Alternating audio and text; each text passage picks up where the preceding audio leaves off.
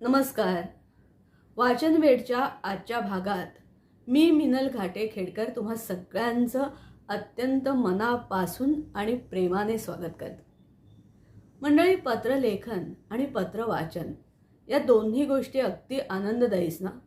कधी कुणाला पत्र लिहिण्यात आनंद, तर कधी कुणाचं आलेलं पत्र अत्यंत प्रेमाने वाचण्यात आनंद असतो. यात महत्त्वाचं काय तर ती संवाद वेळ, शब्दसंवाद. या संवादातल्या व्यक्तींचा नातेबंध फार महत्त्वाचा. यासाठी की त्या नात्यातली वीण जेवढी घट्ट, जेवढी अतूट, तेवढी ती संवाद वेळ ओली हळवी, वेल्हाळ, भावस्पर्शी, म्हणजे अगदी मनतळ गाठणारी आणि खूप खूप आनंद देणारी अशी ती संवाद वेळ. मंडळी, आज मी ना असंच एक खूप सुंदर असं पत्र वाचणार आहे. या पत्रातल्या दोन्ही व्यक्ती, म्हणजे पत्र ज्यांनी लिहिलंय आणि पत्र ज्यांना लिहिलंय, अशा या दोन्ही व्यक्ती, त्या व्यक्तींचं मैत्र संपूर्ण महाराष्ट्राला एव्हाना पूर्ण असं परिचित आहे. त्या व्यक्ती कोण आणि कुणी कुणाला पत्र लिहिलंय, का लिहिलंय, हे सगळं मी सांगणारच आहे. पण त्याआधी माझी नेहमीची अत्यंत प्रेमपूर्वक नम्र विनंती की मंडळी, माझा हा Ghate Minal Khedkar YouTube channel please please like करा, सबस्क्राईब करा, त्यावर कमेंट्स लिहा. तुमची मतं मला वाचायला आवडतील. आणि सगळ्यात महत्त्वाचं की त्याच्या व्हिडिओ लिंक्स तुमच्या मित्रपरिवारात अत्यंत प्रेमाने शेअर करा प्लीज. मंडळी, हे पत्र लिहिलंय डॉक्टर अरुणाताई ढेरे यांनी आणि ते पत्र त्यांनी सुनीताबाई देशपांडे यांना लिहिले. एव्हाना आपल्या सगळ्यांना माहिती आहे की सुनीताबाई म्हणजे अक्षरशः कविता जगलेली बाई. स्वतः एकही कविता न करता सुद्धा कवितेत आकंठ बुडून राहिलेली बाई म्हणजे सुनीताबाई असं म्हटलं तरी ते अतिशयोक्ती नाही वाटणार. आणि अरुणाताईंचं हे सगळं पत्र वाचताना या सगळ्या गोष्टी आपल्याला पटणारच आहेत. मंडळी, या पत्राचं मी म्हणजे काय वर्णन करू की जिव्हाळ्याने ओथंबलेलं असं हे पत्र आहे. जिव्हाळ्याने लिहिणं म्हणजे काय, प्रेमाने लिहिणं म्हणजे काय, तर हे पत्र असं याचं वर्णन करावं लागेल. पत्राचं देखील खूप सुंदर पत्र आहे. आणि या पत्रातल्या शेवटच्या ओळी ज्या आहेत ना, त्या अत्यंत म्हणजे अत्यंत परत परत वाचण्यासारख्या ओळी आहेत. त्यामुळे तुम्ही हे पत्र शेवटपर्यंत ऐका. रादर या पत्राच्या ज्या शेवटच्या ओळी मी वाचल्या, त्या ओळींसाठीच मी हे संपूर्ण पत्र वाचते असं म्हटलं तरी चालेल. एवढ्या त्या ओळी भावणाऱ्या आहेत, मनाला अशा भिडणाऱ्या आहेत आणि खूप सुंदर आहेत. आणि त्या ओळी सुनीताबाईंसाठी खास आहेत. हे पत्र शेवटपर्यंत ऐका तुम्ही आणि त्याविषयीची तुमची मतं मला कमेंट्सच्या माध्यमातून सांगा. मला त्या कमेंट्स ऐकायला नक्की आवडेल. चला पत्र वाचूया. मंडळी, पत्राचं शीर्षक आहे निरोप. प्रिय सुनीताबाई, संध्याकाळचं आणि सकाळचं काही नातं असतं का? दोन्हीकडे दोघींसाठी उमटणारी फुलं आणि वेल्हाळणारे सोनेरी उन्ह असतात, हे खरं. आरती प्रभूंची एक कविता आहे ना, सकाळ की सांज कुणी म्हणायचे खोटी, सकाळ की सांज कुणी म्हणायचे खोटी, दोन्हीकडे फुले उन्हे माहेराला येती.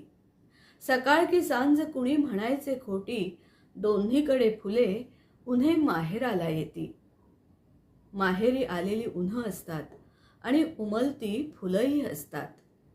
पण सकाळच्या फुलांना दिवसभर उमलून असण्याचं आणि उन्हाना लखलखून उजळत राहण्याचं आश्वासन असतं. संध्याकाळ मात्र दोघांनाही चुपचाप अज्ञाताच्या अंधाराकडे सोपवून देते. दोघींमध्ये अंतर आहेच ना, सकाळ आणि संध्याकाळमधलं अंतर, उल्हास आणि आसव यांच्यामधलं अंतर. त्या कवितेचं पहिलं कडवं त्या अंतराचंच आहे. खोप्यात सकाळी जागी होते चिमणी, जगण्याचा उल्हास आणि उडण्याची आस घेऊन सकाळी जागी झालेली चिमणी आणि संध्याकाळी दिवसभराचा अनुभव घेताना आत खोल झिरपलेल्या सुखदुःखांनी भरून येणारे डोळे, संवेदनांशी इमान राखणारे त्या डोळ्यातले अश्रू, सकाळची जाग जशी खोप्यात चिमणी, सकाळची जाग जशी खोप्यात चिमणी, सांज वेळी अश्रू असे डोळ्याच इमाने. असं असलं तरीही दोघींमध्ये एक नातं आहेच, अंतर लंघून असणारं नातं. कधी सकाळीही ऊर भरू येता खोल, कधी सकाळीही ऊर भरू येता खोल, दिवे लागणीला वाटे पाऊस पडेल. कधी सकाळीही ऊर भरू येता खोल, दिवे लागणीला वाटे पाऊस पडेल. असलं काही आतलं उमजलेले आरती प्रभू तुमचे केवढे तरी आवडते यात नवल नाही. आपल्या जगण्याच्या पात्रात कधीतरी हिरव्या पानांच्या द्रोणांमधून तरंगत जाणारे केशरी दिवे दिसावेत तशा त्यांच्या कविता. खोप्यातल्या चिमणीसारखी संवेदनांची आतली जाग सगळ्या बाहेरच्या धकाधकीत टिकवून ठेवताना तुम्हाला त्या दिवे लागणीने फार फार सुख दिलं. कवी नव्हता तुम्ही, कवी नव्हता तुम्ही, पण म्हणजे रूढ अर्थाने तुम्ही कविता लिहिल्या नाहीत इतकंच. तुमच्या ललित बंधात कवितेची जरीकाडी कशी मनोज्ञ नक्षीनं विणलेली आहे. कवितेवरच्या प्रेमानं भरलेलं एक प्रगल्भ सृजनशील असं रसाळ मन तुमच्याजवळ होतं आणि कवितेनंही तुम्हाला जन्म मैत्रीण म्हणून स्वीकारलं होतं. भाईंबरोबरचे कितीतरी प्रवास सारा रस्ताभर कविता आठवत म्हणून तुम्ही केलेत. तुमच्या घरी केलेल्या ऐकलेल्या कवितांच्या सणा उत्सवांचे रंग अजून पुष्कळांच्या मनावरून पुसले गेले नसतील. तुमच्या घरातल्या सोप्यावर जिथे तुम्ही नेहमी बसायचात तिथे बसलेले थकलेले आधी गेलेल्या मित्रांच्या स्मरणानं विकल झालेले श्रीपू भागवत आणि त्यांच्या पायांशी खाली जमिनीवर बसून अजून येतो वास फुलांना म्हणणाऱ्या तुम्ही, असं एक डोळे ओले करणारं चित्र अजून माझ्या आठवणींपाशी अगदी स्वच्छ जिवंत आहे. कितीतरी वेळा तुमचा फोन यायचा, तो एखादी कविता आठवल्यावर किंवा पुरी आठवण्यासाठी. कितीतरी वेळा भेट व्हायची ती कवितेवर बोलण्याचं राहून गेलेलं बोलण्यासाठी आणि नव्या कवितेनं उमलून येण्यासाठी. पुलंबरोबर तुम्ही मर्ढेकर, बोरकर, आरती प्रभू यांच्या कवितांचं अभिवाचन जाहीरपणे केलं. तोपर्यंत स्वतःच्या कविता कवी व्यासपीठावरून ऐकवत होते. तुम्ही इतरांच्या कविता तुमच्याशा करून घेऊन आलात आणि अभिवाचनाची एक नवी दिशा दाखवलीत. मराठी वाङ्मयाभिरुचीचा तो एक सूक्ष्म सुंदर विस्तार होता. तुमचं त्या वाचनात दर्शन किती अपूर्वायचं. तुमचे डोळे, तुमचे हात, तुमचा सगळा देह तुम्हीच ती कविता असायचा.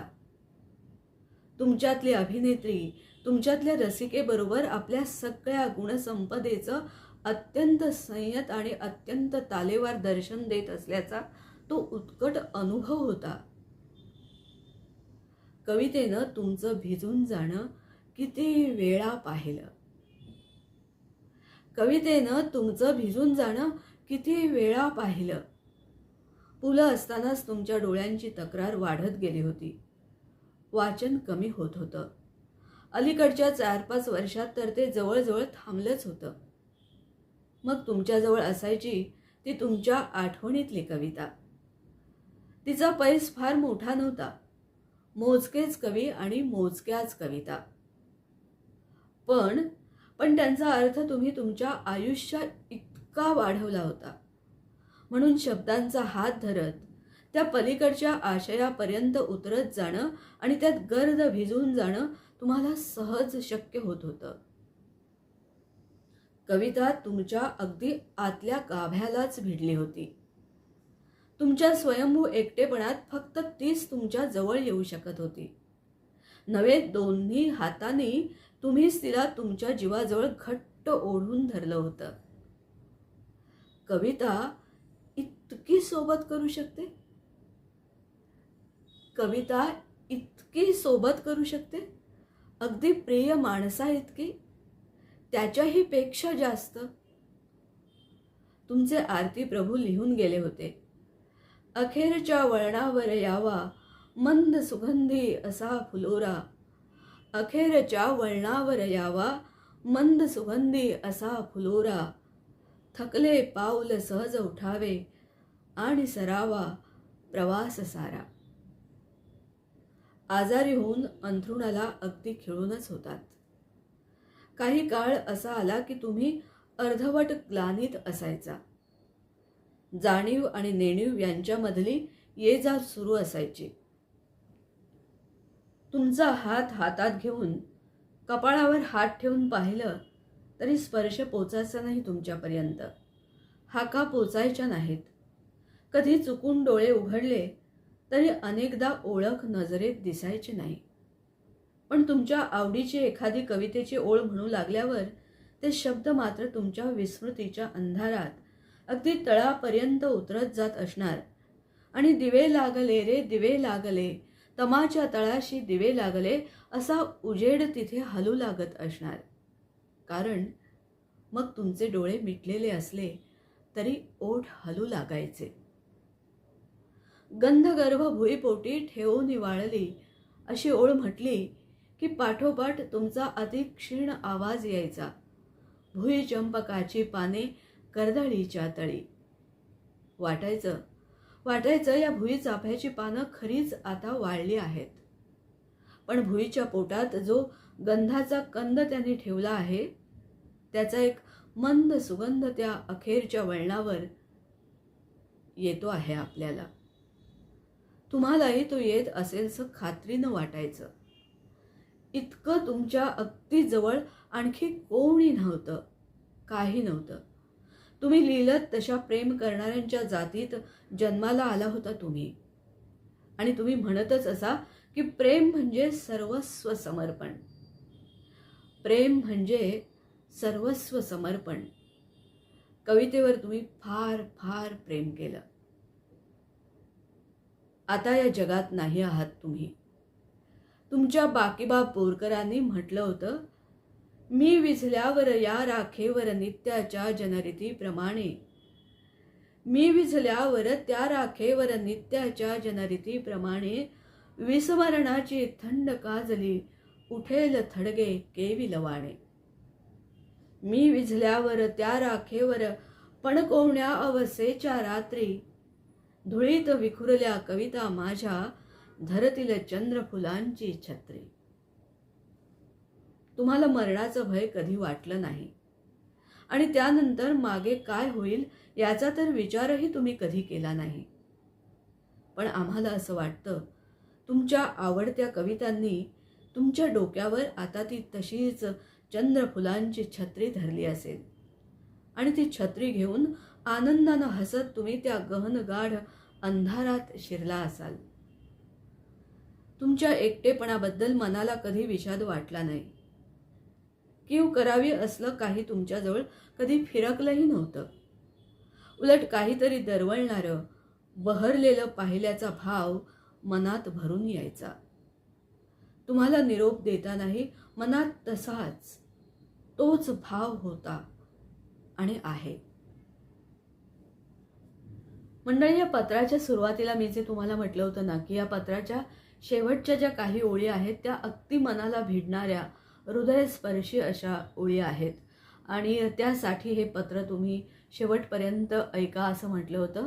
तर त्या ओळी काय आहेत बघा की अरुणाताई काय म्हणतायत सुनीताबाईंना बघा की खूप मोठी असते कविता, खूप मोठी असते कविता, तिची सोबत अख्ख्या आयुष्याला पुरेशी असते, नव्हे पुरूनही उरते.